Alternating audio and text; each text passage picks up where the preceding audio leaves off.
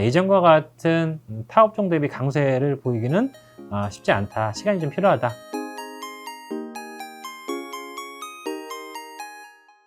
안녕하세요. 하나금융투자 은행 담당 최정욱입니다.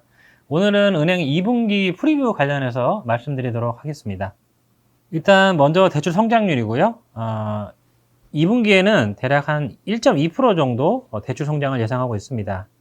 최근에 이제 금리가 급등하고 있고 부동산 상승에 대한 기대 심리가 약화되면서 2분기에도 가계대출은 역성장이 지속될 것 같습니다. 대략 한 마이너스 1% 정도 역성장하게 될 것 같고요.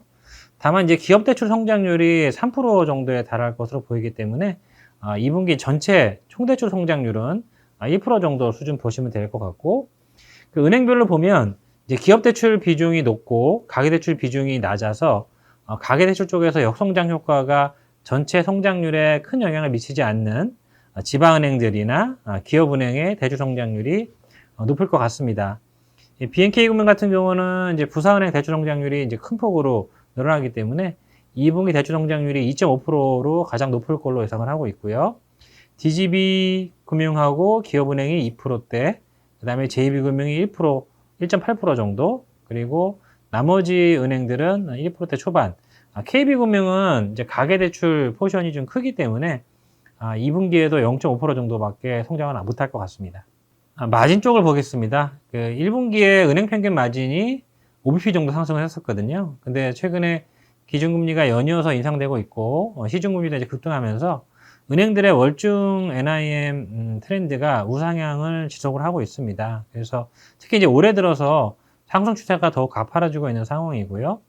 지금 1월과 4월, 5월 달에 기준금리 인상했는데 하반기 지금 7월에 50bp 얘기가 나오고 있고 하반기에도 상당폭 이제 추가 인상이 예상이 되고 있습니다. 그래서 2분기 평균 NIM은 대략 한 7bp 이상 상승할 걸로 예상하고 있고요. 저희가 연간으로는 대략 한 16bp 정도 마진이 올해 올라간다고 가정했는데 향후 이제 기준금리 인상이 좀 빨라지게 되면 20bp를 좀 큰 폭으로 상회할 가능성도 있다라고 보고 있습니다. 이렇게 되면 이제 이익 충치가 상향이 돼야겠죠. 은행별로는 2분기에 신한지주 NIM이 대략 한 11bp 정도 상승해서 아마 은행 중 마진 상승폭이 가장 클 것 같습니다. 그 외 우리금융하고 하나금융도 9bp, 8bp 정도 상승해서 은행 평균 상승폭 7bp를 상회할 것 같고요. 나머지 은행들은 6bp, BNK금융은 4bp 정도로 마진 상승폭은 약간 약할 것 같습니다. 성장률이 1%대 나오고 순이자 마진이 큰 폭으로 올라가기 때문에 이자익은 상당히 크게 늘어납니다. 이제 그럼에도 불구하고 최근에 이제 새 정부 경제정책 방향에서 시스템 리스크 방지를 위해서 은행권 충당금 적립을 유도하는 방안을 명시를 했습니다. 그래서 아마 2분기에도 이제 보수적으로 추가 충당금을 적립하지 않을까 싶고요.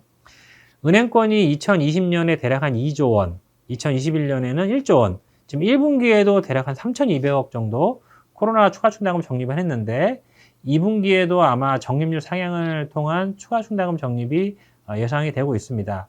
규모는 아직 제가 추정하기 좀 어렵긴 한데 전체적인 분위기는 대략 한 6천억 정도 사지 않을까라고 생각하고 있고요. 1분기 수준을 크게 웃돌 것 같습니다. 다만 경상 충당금이 여전히 낮은 수준이기 때문에 추가 충당금을 감안해도 대손 비용이 큰 폭으로 늘어나지는 않을 것 같고요. 저희가 2분기에 1.6조 원 정도 충당금 예상하는데 이 중에 6천억 정도가 추가 충당금이기 때문에 경상 기준으로는 1조 원 정도 수준이라서 2조 원 그 충당금 수준하고 비해서 경상 수준으로는 큰 차이가 없고 추가 충당금 때문에 충당금이 좀 늘어날 거다라고 보시면 될 것 같습니다.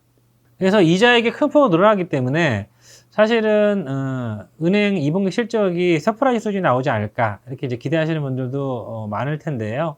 아까 말씀드렸다시피 충당금 부분이 일부 있기 때문에 2분기 실적은 전체적으로 컨센서스 정도 수준에 그칠 것 같습니다. 지금 컨센서스가 대략 한 5.5조 원 정도 형성되어 있고요. 이렇게 형성되어 있습니다. 근데 이제 KB랑 신한은 컨센서스를 큰 폭 상회할 것 같고 나머지 은행들은 컨센서스 수준이랑 유사하거나 비슷한 수준 정도 보시면 될 것 같습니다. KB금융하고 신한지주는 그 계열사, KB금융은 이제 선보 4억 매각이, 신한지주는 금투 4억 매각이 이런 일회성 이익 수익들이 아마 2분기에 발생할 수 있을 것 같아요. 그래서 이제 표면순이익이 1.5조 원대, 1.6조 원대까지 올라가는 거고요. 그거를 제외하면 컨센서스 수준 정도라고 보시면 될 것 같습니다. 연간으로는 어쨌든 일회성 이익이 포함된 거긴 하지만 22.2조 원 정도 올해 예상하고 있고요. 작년 대비 대략 한 18.3% 정도 은행 이익이 늘어날 수 있다라고 보시면 될 것 같습니다. 실적은 상당히 괜찮을 텐데 최근에 금리도 많이 올라가고 이제 그럼에도 불구하고 은행 주가가 좀 약세를 보이고 있습니다. 지금 인플레이션 공포가 상당히 이제 다시 커지고 있고 6월 달에 75p 인상, 미국이 기준금리 인상했고요. 지금 경기 침체 우려가 강하게 부각이 되고 있습니다. 그래서 현재 펀더멘털이 좋다고 하더라도 경기 침체 우려가 강하게 부각되는 시기에는 주가가 강하게 올라가기는 좀 쉽지 않습니다. 그리고 단기간에 이제 금리가 급등했기 때문에 건전성 악화 우려 또한 시차를 두고 당장 뭐 올해 내년 초는 아니겠지만 내년 하반기나 내후년 충당금이 늘어날 수 있다는 걱정이 커질 수 있고요. 이렇기 때문에 금리가 지금까지는 물론 이제 상반기까지는 은행주에 이제 호재로만 작용했는데 더 이상 호재로만 작용하기는 쉽지 않은 환경이다라고 보시면 될 것 같고 물론 이제 실적이 잘 나오기 때문에 간간히 다른 섹터 대비 방어적 매력이 있다 뭐 이런 관점이 부각될 수는 있지만 작년 올해 상반기처럼 은행주가 코스피를 지속적으로 초과 상승하기는 쉽지 않다라고 생각을 하고 있습니다.